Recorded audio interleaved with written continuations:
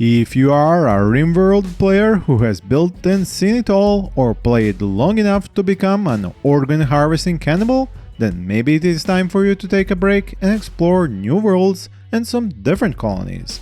My name is Peter and I will talk about and show you almost 24 colony simulators like Rimworld in their own amazing worlds full of new lore. If you want to watch this video in Portuguese, you can do so on my friend's channel over at Smart Gamers. Whether you want to become a survivor building a shelter after an apocalypse, a commander of an outpost in the farthest corners of the galaxy, or a grandmaster cultivating their realm in a fantasy setting, there will be something for everyone. And that last is exactly what you can do in the mystical world of Amazing Cultivating Simulator. Developed by GSQ Game Studio, this fantasy colony builder takes place in a fictional ancient world based on Asian culture. You are required to keep a balance between good and evil as you build your settlement and cultivate the souls of your people to live for all of eternity. But achieving immortality isn't going to be as easy as chopping down some trees or mining minerals. It is your burden as the grandmaster of your colony to train your disciples through the various cultivation paths, all the while fulfilling their needs to ensure they have a quality life and don't die before becoming a higher being. I have to say this game has a gorgeous art style, but that's not the only thing that will keep you glued to your screen, as Amazing Cultivation Simulator offers incredible depth by blending RPG elements into a sandbox environment. You distribute skill points on your characters and choose their perks before sending them out to explore the world, combat mythical creatures, or tame wild animals. This is a must-try gem. The developers have done a great job keeping the game up to date and continue to add more features with promise of mod support. But if turning your settlers into gods is not your thing, you can help settlers in their day-to-day lives in Going Medieval. All Stronghold players among you will love the castle designing and building in this game, while those of you desiring colony management, like in Banished, will be in for a treat. Developed by Foxy Voxel and set in the late 14th century, after the plague has devastated most of the world's population, Going Medieval lets you manage settlers' jobs, schedules, and equipment. You control them directly only in combat, while you can issue specific individual temporary orders if you feel like they need to prioritize collecting resources, growing food, or crafting weapons. You will have to defend your growing fiefdom against raider groups or wolf packs while ensuring that you improve the mood of your people to make them happy. There is a wealth of underlying mechanics like skill levels, traits, tech research, material insulation, injuries and healing, gear durability, food rotting, weather, temperature, recipes, structural stability, and many more. You can even create an underground village like I did, or build sky high on many levels. This gives you lots of options to design your settlement just how you like it. Although the game is still in early access, the developers are actively adding new features and making improvements with content updates and have a long roadmap. So if you want a Rimworld but in 3D, I highly recommend that you give this game a spin. I can give you a leg up with guides, tutorials, and many different let's plays on my channel. Another colony builder with voxel graphics and still in early access is Colony Survival by two indie developers who are brothers in fact. Minecraft appears to have been a source of inspiration for this team at Pip-Liz, as players can farm, dig, collect, and hunt in first person. The game has a day and night cycle and hordes of zombies which spawn at night to attack you, presenting a looming threat that challenges players to race against time. However, you are not going to be alone as you can recruit additional colonists. For them, you have to ensure various needs are met while delegating tasks as you handle expansion, research, and strategy personally. Should the grind feel too much like work, then multiplayer will provide more social interactions for you as well as help reduce the workload. This is if nobody fools around. Greenlit by Steam nearly a decade ago and publicly released about 5 years ago, Colony Survival is still in development. So if a Minecraft-like colony sim is your thing, then you better grab that pickaxe. Continuing to the next early access entry on this list, we finally move off planet. Space Haven puts you in the commander's seat and in charge of a colorful crew of farmers, scientists, doctors, and even cops, as you embark on a journey to find a new inhabitable planet. Your crew will face the ultimate challenge in the vastness of space. Not only do you need to keep your ship's various systems operational, but your crew's well-being and comfort are equally important. Made by Bugbyte Ltd, this game features a fully customizable ship that can be designed tile by tile, has temperature variations, a system that closely simulates various gases, and here humans, plants and facilities react to the actual conditions surrounding them. There is also plenty of character customization when it comes to skills, mood, conditions and mental health. Do be careful, if your crew members get stressed out, get ready to see them blow a gasket or two. Space Haven's procedurally generated galaxy is bound to keep you busy, as there is a wide range of things you can do, from scavenging and mining asteroids, meeting other factions, alien, pirates and merchants, to developing relationships and engaging in diplomacy, defending against invasions, and even ship-to-ship combat. Let's reduce the scope a bit now with Founder's Fortune, a game by developers at Idonic Software who have made it very mod-friendly, releasing a full mod kit with tutorials and Steam Workshop support to give modders room to craft their ideas. There's added flavor to the usual routine of farm, harvest, mine, craft and build. Your colonists have individual wants and wishes they need taken care of, and even decorations and objects affect their mood.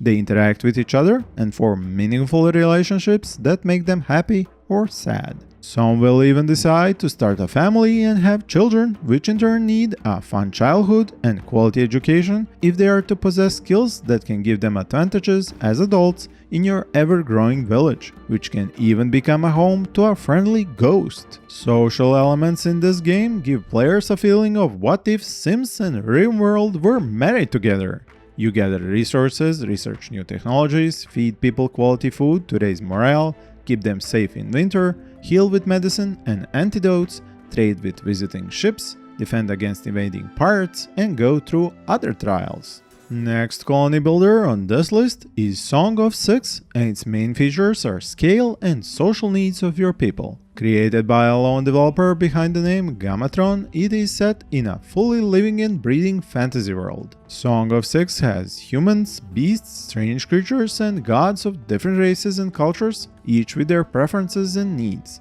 Not fulfilling these needs will give them a reason to migrate or start a riot. If things keep going downhill, they may dispose of you as their ruler entirely. This isn't your typical supply chain management game, so you better plan wisely. Weather, diseases, battle, and even tolerance between people of different groups all play a vital role in keeping your colony together. Should you learn how to successfully grow your economy, keep your people happy, and expand your colony, the massive world allows you to create a sprawling empire with thousands of people. Even if that takes a while to figure out, I'm sure the beautiful soundtrack will make your frustrations worth it. Song of Six has an active community that continues to grow and support the lone developer, adding a wealth of new features that position this game as a must-play. Since you're probably tired of being the good guy or girl, how about taking on an anti-hero role in KeeperRL? It is developed by Electronic Succubi, such a cool name, and still keeps its early access status with numerous updates. Here, you are an evil wizard bent on destruction and mayhem by burning down homes in the surrounding villages. Just like a dragon's, your own lair is deep in a mountain and you can expand it with dungeons, spawn minions to produce weapons and armor, and lay down traps. Study of black magic is available to you and unlocks new ways of blasting poor adventurers and knights who dare attempt to end your reign of terror. Well, too bad for them. You can also slay heroes, witches, and even the occasional dragon for their loot in castles or dungeons across the map. Featuring large procedurally generated maps, KeeperRL's worlds are simulated with a high level of detail. The fusion of colony building with roguelike mechanics in this game allows you to fight turn-based tactical combat and see your enemies suffer from poison, blindness, or having their heads and limbs chopped off by your evil minions like ghouls, skeletons, goblins, and other fiendish creatures.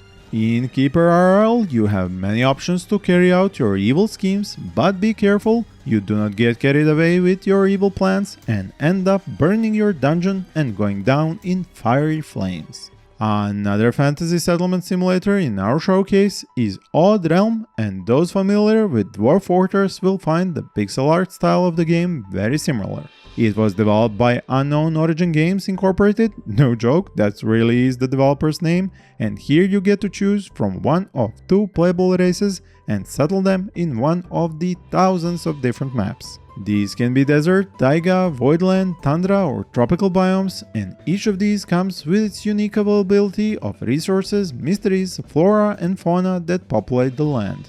Odd Realm builds an emotional connection between you and the people of your settlement, making you feel more invested in ensuring they have the provisions needed to live a quality life. You will need to discover the mood and preferences of your people yourself, which adds a layer of mystery to the game. And to keep this kind of gameplay, Odd Realm prevents you from finding out the underlying connections and pulling out a spreadsheet to do calculations to get the most out of everything. So if you are one of those players who likes to have an open book on how the game runs in the background, sorry, you will have to figure out for yourself what upsets the creatures watching you from deep beneath the lakes.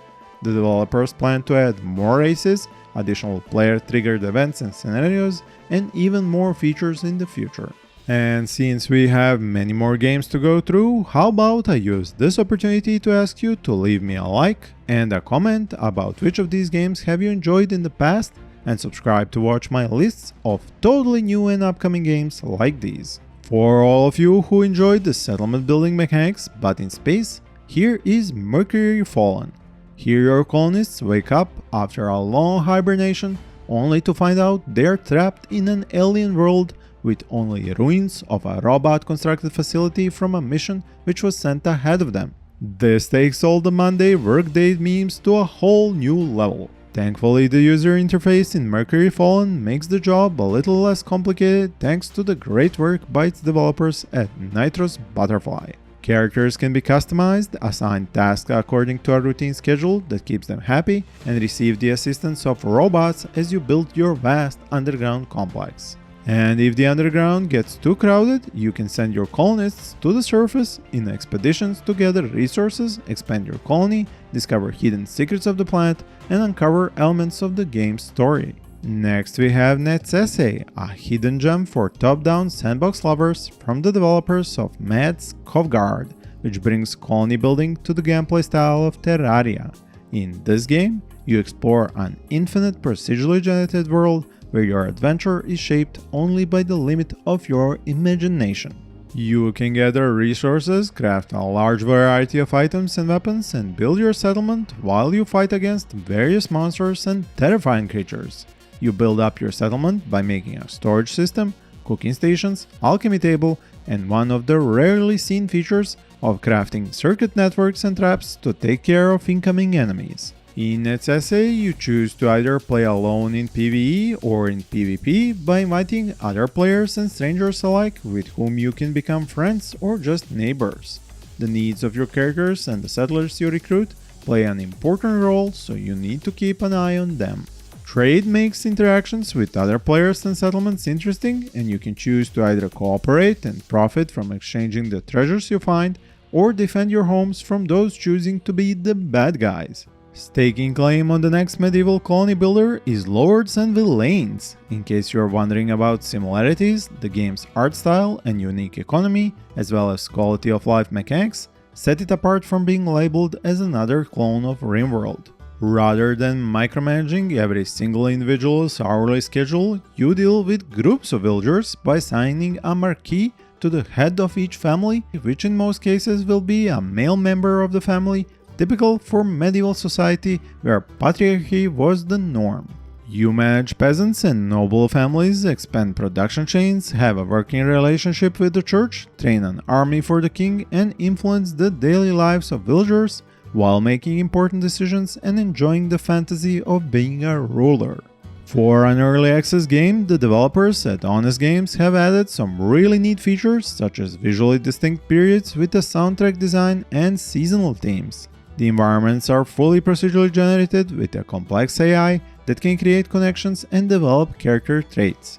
At the heart of this game's design is an emotional journey, seeing your villagers grow, evolve, create relationships, go through struggles and challenges to shape their lives and stories in interesting ways. And that's not all. A detailed roadmap of the features to come makes Lords and Villeins another game on our must-play list, be that now or in the future.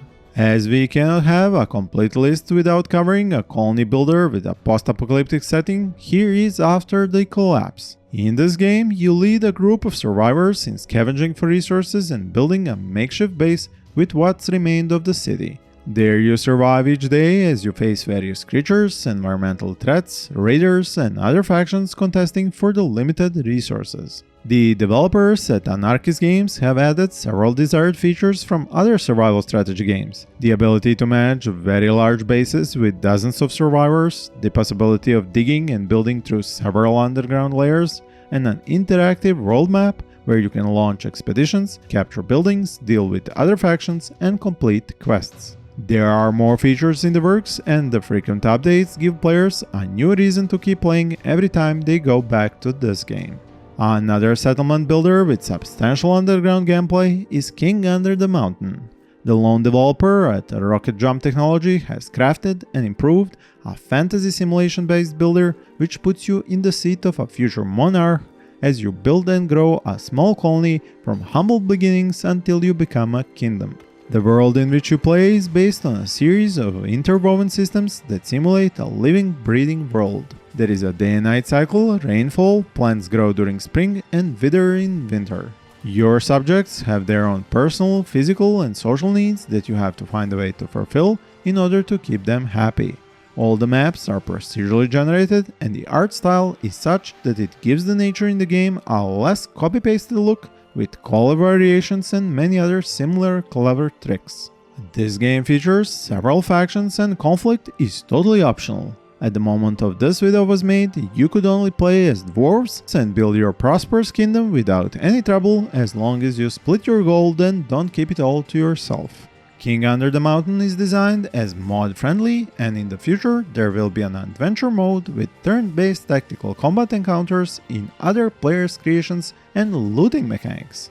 Now we will be looking at some other colony building games like Rimworld that didn't make it onto our main list, but should be mentioned at least in short form. Gnomoria is a sandbox village management game with procedurally generated worlds where you help lead a small group of gnomes who have set out to build a kingdom for themselves. It was released back in 2016 and hasn't seen any new DLCs or updates from the developers Robotonic Games. Thankfully, it is in a playable state, so you can still enjoy your typical colony building aspects: crafting items, building structures, setting traps, and digging deep underground in search of precious resources to help your gnomes survive the harsh lands. One notable feature is a fully destructible environment in which everything can be mined, dug, chopped, and rebuilt or used for crafting.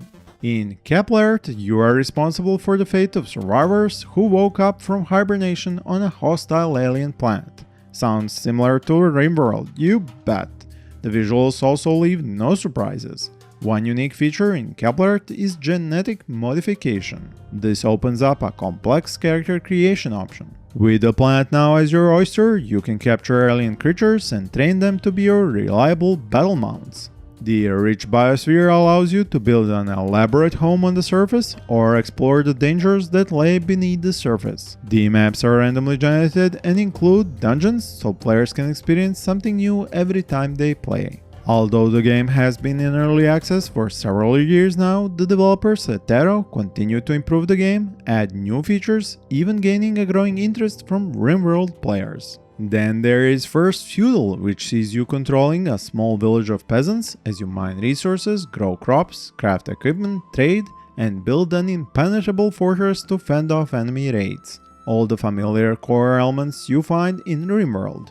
Although I'll be honest, for a feudal game, one does desire the implementation of royalty titles and ideological rituals that Rimworld DLC adds. Your job as a feudal lord will focus on setting up production chains, but more importantly, educating your peasants if you want them to be useful to you in one of the 10 available professions. This makes ensuring the survivability of your peasants all the more important, by building carefully designed defense infrastructure, giving your characters and peasants a chance to be able to grow and improve their skills over time. First Feudal was released in 2021 by Harpoon Games, and the developer has largely focused on fixing bugs, updating the map editor, and localization with other languages. So if you are looking forward to enjoying a Stronghold-style game with colony building elements like Rimworld and aren't too concerned about mods or additional game mechanics, then you should check out First Feudal.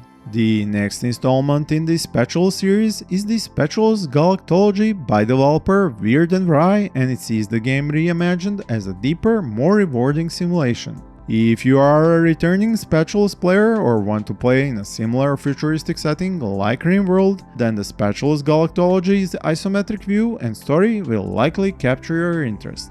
Set 5,000 years into the future, humanity has made contact with other civilizations and has settled new worlds. In addition to all the familiar features you will find from Rimworld, the Spatials Galactology stands out for its galaxy viewer, allowing you to send expeditions to other planets in your star system or even send voyages to other star systems. The Factions interface is another desired feature where you can trade and manage your reputation with other factions. The greatly expanded content, systems and AI makes the game a lot more detailed. It was released 4 years ago and has Steam Workshop compatibility.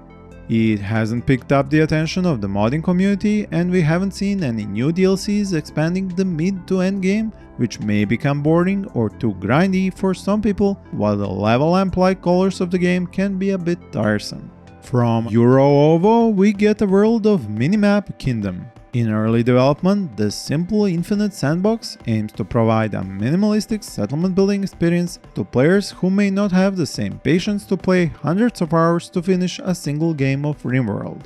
As a minimalistic game, you still need to construct your base, gather resources, build defenses to protect yourself, and send your troops to push back hordes of attacking enemies, just like in Rimworld. The saying of a good offense is the best defense defines the playstyle players will experience in this game, and to some extent reminds me of Diplomacy is Not an Option, a game I have showcased on my channel extensively.